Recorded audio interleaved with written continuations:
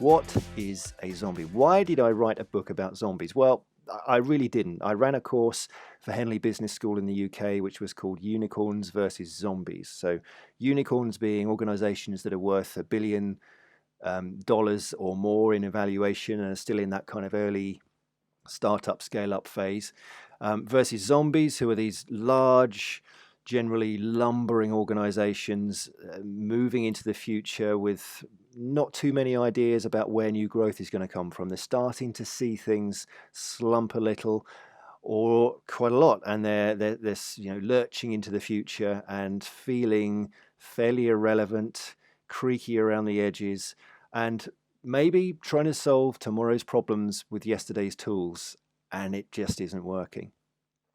Now, it might be that you recognize some of that in your own organization or in part of your organization. And my experience is that it's pretty common. And there's a few reasons for that. The first is you may have come across this term VUCA, which stands for volatile, uncertain, complex, and ambiguous. It's a term that came from the military. You're a commander on a hill, you've got to go and take another hill. It's craziness all around you. You've got to choose. Do I go now? Do I take these guys and gals with me? We may all get killed. We may lose some lives.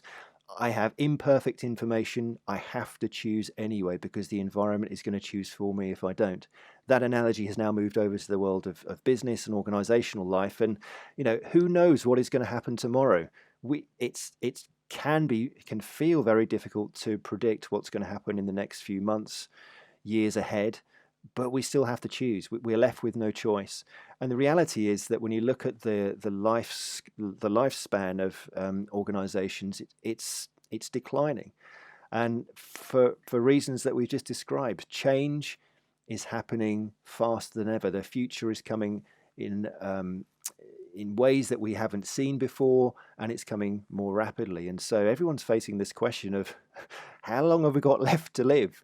And we have to treat that question seriously. It can feel a little negative, it can feel a little bit depressing, but the reality is what got us to where we are today, what made us relevant today, is probably not the thing, or at least the way that we bring that thing to market is going to have to change because it's already changing around us. Every night, something changes in a little needle moves somewhere in our business model that wasn't the case yesterday, and our ability to keep track, to be agile and to change and be responsive, that sense and respond ability is really, really important. So if you ask organizations that have been thinking about this for a while, they'll tell you something like this. So here's Andy Billings, who works for the number one, certainly the largest games company in the world, Electronic Arts. If you don't burn down your own business model every year yourself, a competitor will supply the match.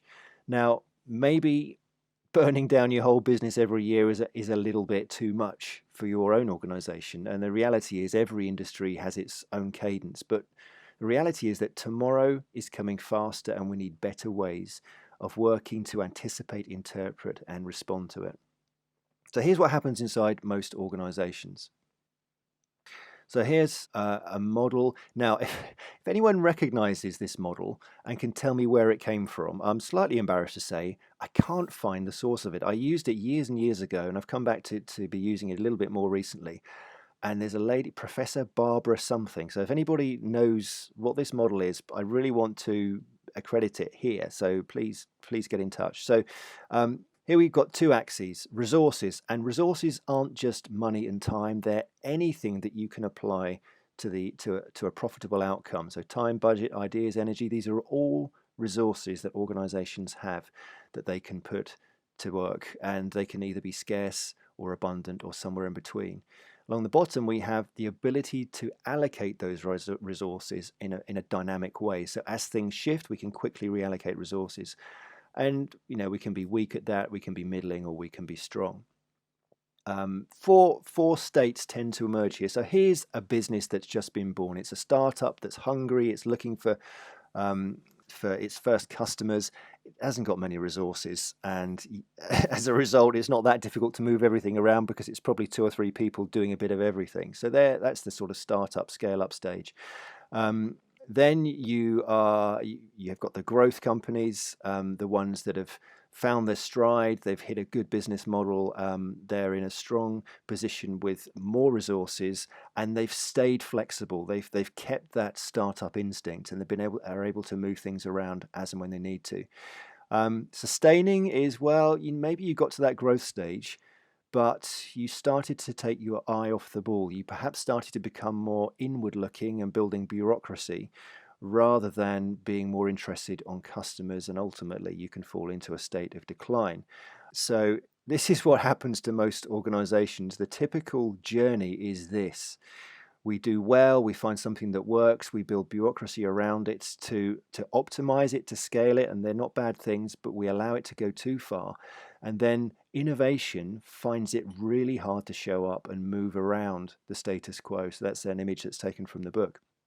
What we're trying to do is find this growth state, and our choice really is to go here and stay here. What needs to be true for us to be able to find that business model, that way of working, that operating model that allows us to develop brand new ideas and keep growing and exploring new market areas, and to continue to stay in that state and not allow the status quo to pull us down.